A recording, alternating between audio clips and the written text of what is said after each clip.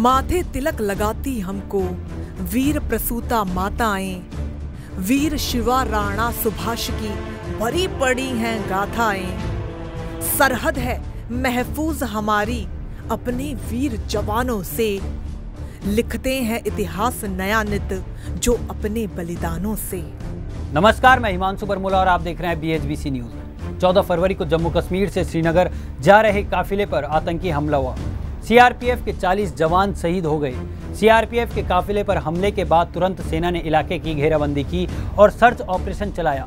100 घंटे के अंदर ही हमले के मास्टरमाइंड पाकिस्तानी नागरिक व जैश के शीर्ष कमांडर कामरान उर्फ राशिद गाजी को मार गिराया। आइए देखते हैं अब तक क्या क्या हुआ इस रिपोर्ट में। पुलवामा हमले के बाद एक और जहां सुरक्षा बलों का ताबड़तोड़ एक्शन चल रहा है, वहीं प्रधानमंत्री नरेंद्र मोदी ने आतंकियों को और उन्हें पनाह देने वालों को निशाने पर लेते हुए एक जनसभा में कहा कि उन्होंने बहुत बड़ी गलती कर दी है, इसका बहुत बड़ा हिसाब उन्हें चुकाना ही होगा। हमारे वीर जवानों ने देश की रक्षा में अपने प्राणों की आहुति दी है। उनका बलिदान व्यर्थ नहीं जाएगा। सुरक्षा बलों को लिए आगे की कार्रवाई तय करने के लिए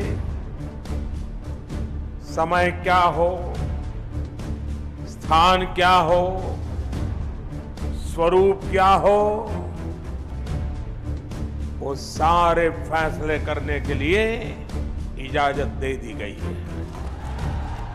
पुलवामा हमले के बाद जम्मू कश्मीर में अलगाववादियों पर व्यापक कार्रवाई की गई।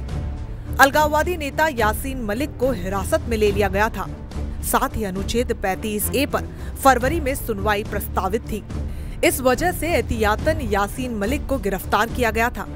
आपको बता दें कि हैंग में अंतर्राष्ट्रीय न्याय अदालत में सुनवाई के दौरान विदेश मंत्रालय में ज्वाइंट सेक्रेटरी दीपक मित्तल ने पाकिस्तान के अटॉर्नी जनरल अनवर मसूद खान से हाथ मिलाने से इनकार कर दिया।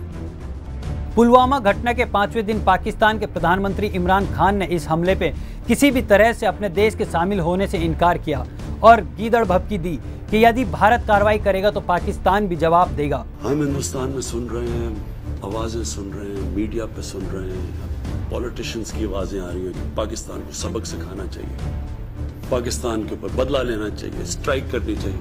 अगर आप ये समझते हैं कि आप पाकिस्तान के ऊपर कुछ किसी किस्म का हमला करेंगे, पाकिस्तान रिटेलिएट करने का सोचेगा नहीं, पाकिस्तान रिटेलिएट करेगा। पाकिस्तान कोई और दूसरा रास्ता नहीं होगा रिटेलिएट करने के बगैर, जवाब देने के बगैर। और उसके जंग से हम डरते नहीं हैं। पुलवामा हमले के बाद अमेरिका के राष्ट्रपति डोनाल्ड ट्रंप ने कहा कि भारत ने अपने 40 जवानों को खोया है और मैं भारत का दुख बखूबी समझ सकता हूं। ट्रंप ने यहां तक कहा कि भारत को आत्मरक्षा का पूरा अधिकार है, जिसके बाद भारत कुछ बड़ा करने की सोच रहा था। I've watched, I've gotten a lot of reports on it. We'll have a comment at the appropriate time. It would be wonderful if they got along. It seems like that was a horrible situation, but we're getting reports. We'll have a statement to put out. Okay? Thank you very much.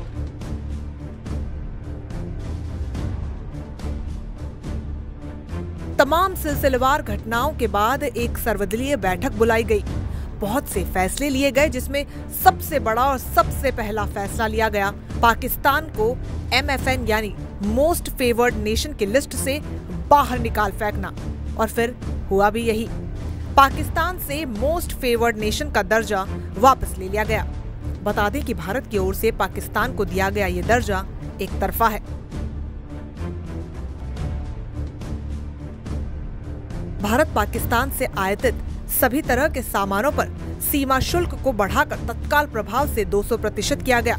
यानी सीधे 200% tax बढ़ाकर भारत ने आतंक के पनाहगार पाकिस्तान की कमर तोड़कर रख दी।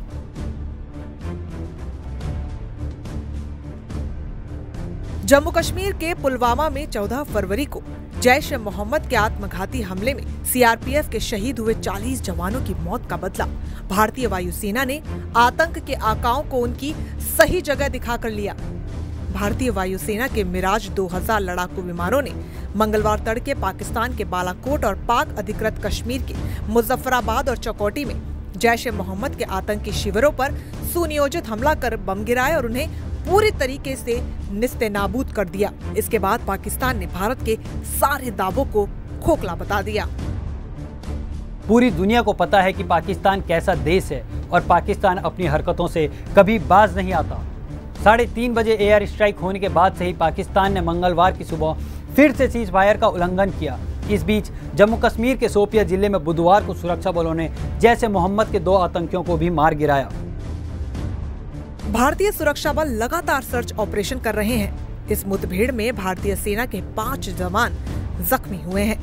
अधिकारियों ने बताया कि सुरक्षा बलों को शोपियां जिले के मीमेदान इलाके में आतंकियों के छिपे होने की जानकारी मिली थी, जिसके बाद सर्च ऑपरेशन शुरू किया गया था।